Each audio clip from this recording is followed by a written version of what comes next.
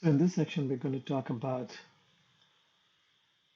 the philosophies of knee replacements, but only briefly, the various cuts that we make during a total knee replacement, and balancing of the knee. So currently, there are three broad philosophies of how surgeons implant knee replacements: mechanical alignment, gap balancing, and kinematic alignment. There are nuances between these different philosophies, and we'll talk about these in more detail later on.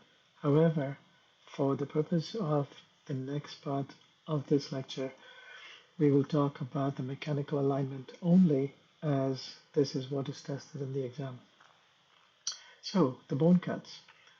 To do a knee replacement, we have to make cuts that match the inside of the femoral component and the undersurface of the tibial component.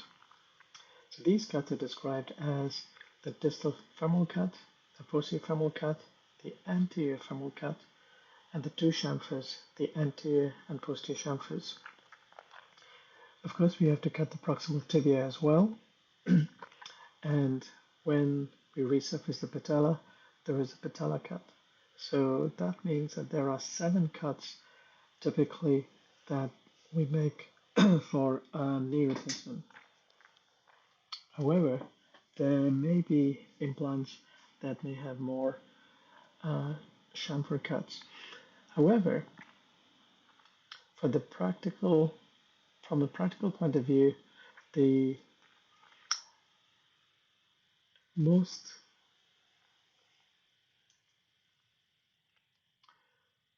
okay, start again. Once we make these cuts, this is what the bone surfaces would look like. And it gets even more confusing when we do a revision, but it becomes even more important to understand the cuts during revision total knee replacement. So if all these cuts, if we ignore the patella cut, there are 3 cuts that are implants specific to the company that makes them, which is the anterior femoral cut, the anterior and posterior chamfers.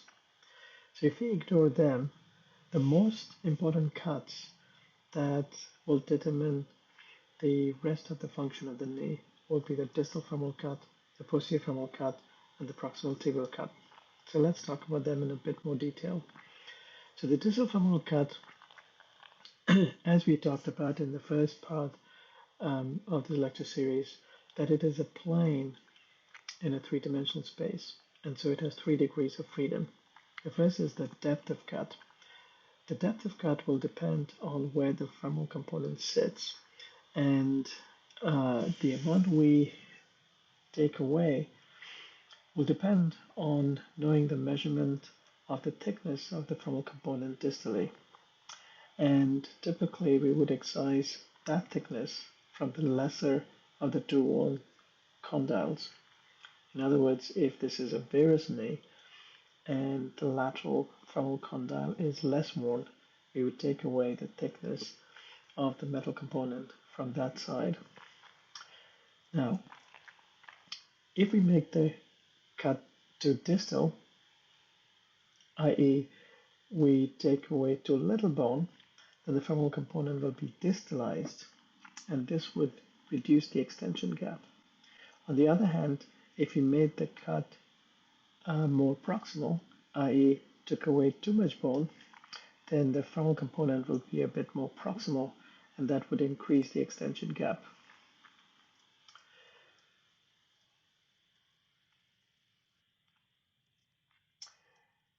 The next thing we're going to look at is the varus valgus orientation of this cut. This is a model of the left knee, and we would aim to get this distal cut perpendicular to the mechanical axis, and that would cause the femoral component to be in a neutral position. However, if the distal cut is made too much in valgus, the femoral component will be in valgus, and this would have the effect of reducing the medial extension gap and increasing the lateral extension gap. On the other hand, if the femoral component is put in varus, it would increase the medial extension gap and reduce the lateral extension gap.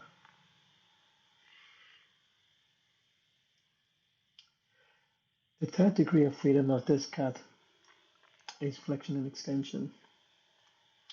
Typically, we'd want the femoral component to be perpendicular to the long axis of the femur.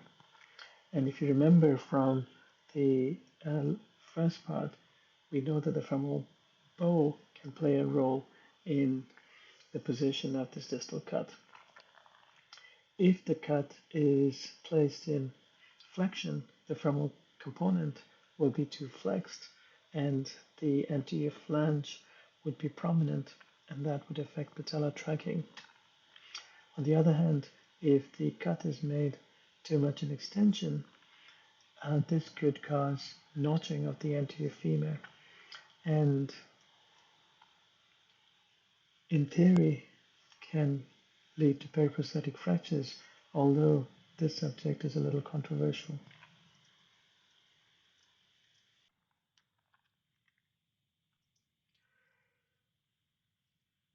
So the posterior femoral cut is also a plane in a three-dimensional space and has 3 degrees of freedom. The first is depth of cut, and this is how much we take away of the posterior condyles, and typically this is the thickness of the metal component posteriorly. Also, we'd want to take off at least that thickness from the less worn condyle, which is usually the lateral femoral condyle.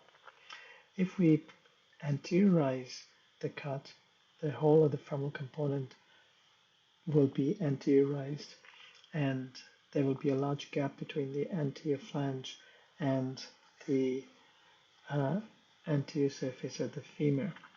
So we would need to downsize the femoral component, but you should know that this would increase the flexion gap.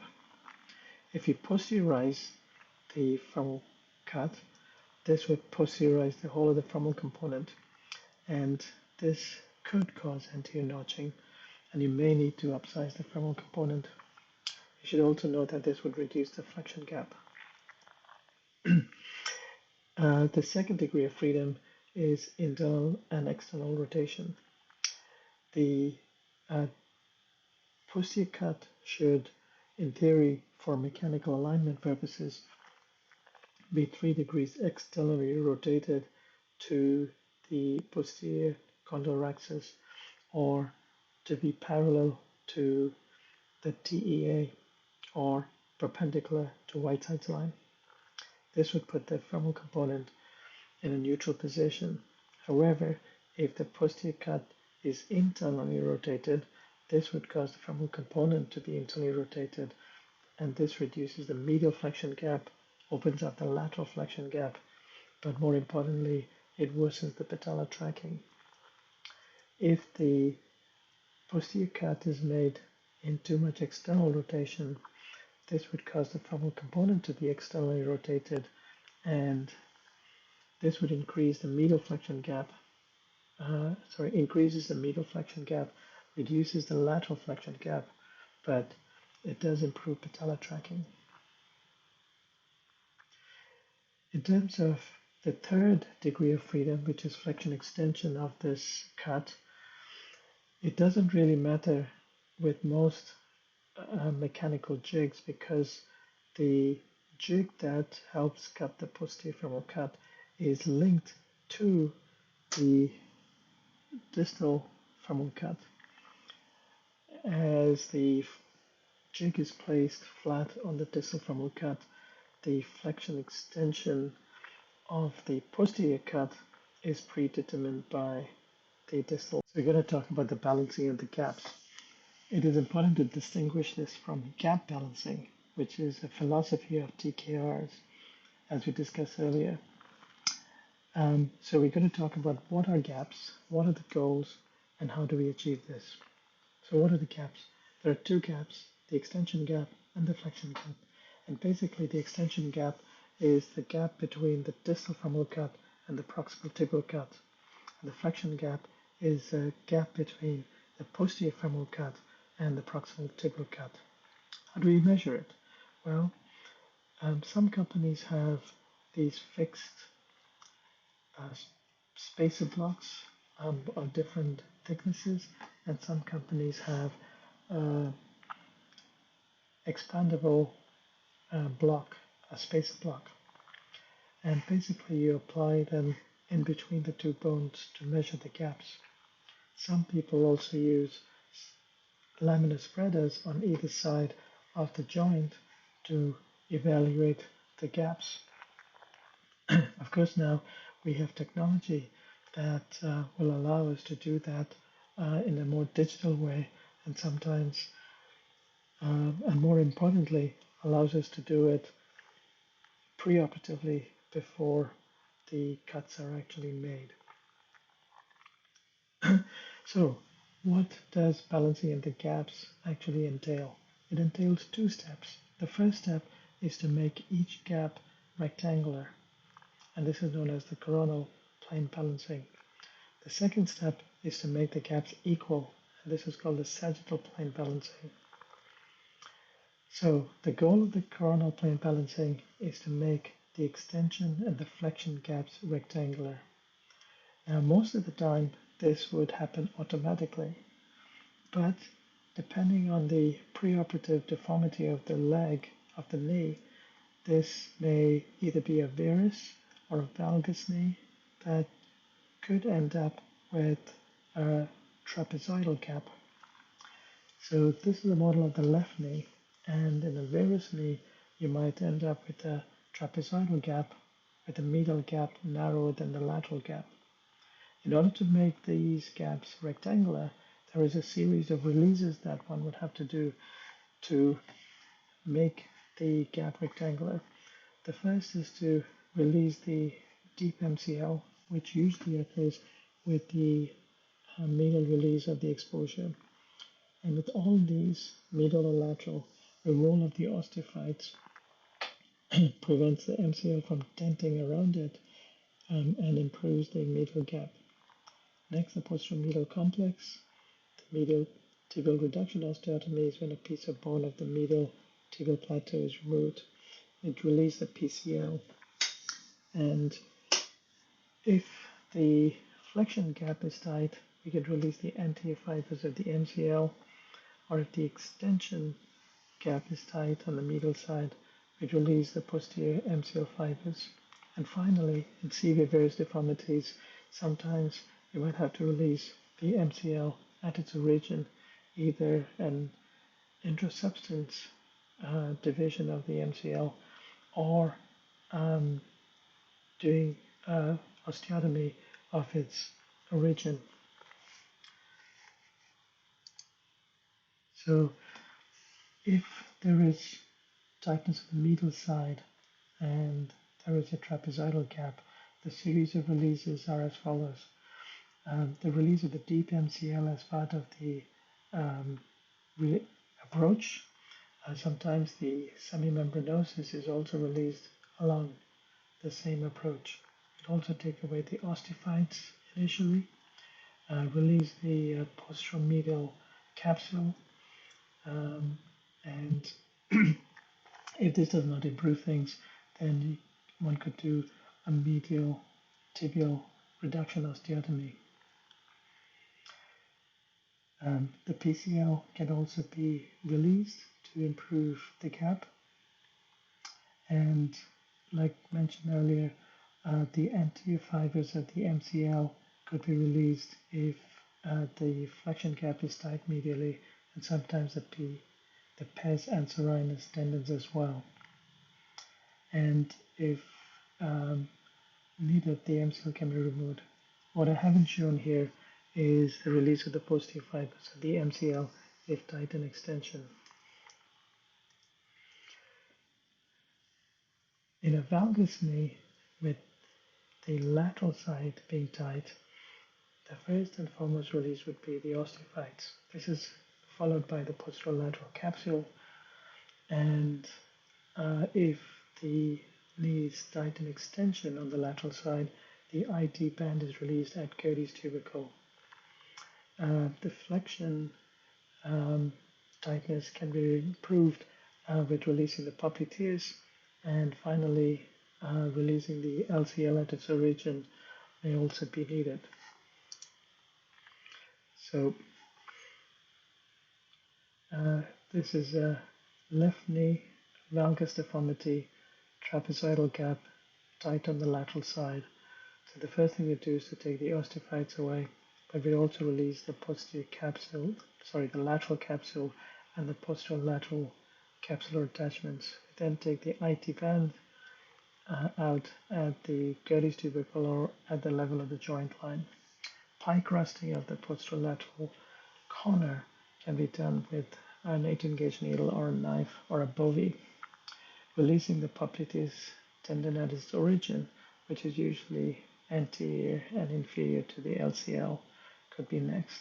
And finally, release of the LCL at its origin. This is just a summary of the various releases for varus and valgus knee. So we then proceed to the sagittal plane balancing. So this is a matrix to explain the sagittal balancing of the knee. The rows are extension, the columns are flexion. Obviously, we would want that the extension and flexion gaps are normal, and we would want to be in this square. However, we could find ourselves tight in flexion and extension in this corner, or loose in flexion and extension in this corner. These are known as symmetrical gap imbalances, and the problem is always on the tibia. So if you're tight in flexion and extension, you would downsize the poly, but if you've already got the thinnest poly, you would have to recut the tibia.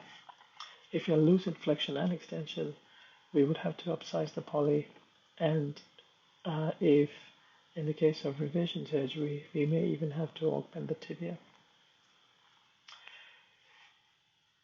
If we're tight in extension and normal in flexion, the first thing we should do is to remove the posterior osteophytes that dent the posterior capsule. And then we would have to recut the distal femur a little bit more proximal, i.e. take away more femur to improve the extension gap. If we are loose in extension and normal in flexion, that means that we've got too much distal femur. This would mean that we have to place augments distally and distalize the femoral component. In some circumstances, we may be able to downsize the femur and upsize the poly. In the situation where the extension gap is normal, but the flexion gap is tight, we would downsize the femoral component. Having said that, if we are fairly confident that we have got the femoral sizing right, then the problem would be on the side of the tibia, and we may not have got enough slope. We may have to excise the PCL as well. In the situation where the extension gap is normal and the flexion gap is loose, we might have to upsize the femur, maybe with posterior augments. This eats up the flexion gap and improves the loose flexion gap. We may also have to make sure that you haven't cut too much slope in the tibia. The other two remaining scenarios are very rare, but we should still discuss it. If the extension gap is tight and the flexion gap is loose, we should remove the posterior osteophytes first, recut the distal femur, and then upsize the femur with posterior augments. You'll notice that these two corners are really a product of what we do in this square and this square. The same with this scenario where we lose an extension and tighten flexion. We might have to downsize the femur and distalize the femur with augments, or downsize the femur and upsize the poly.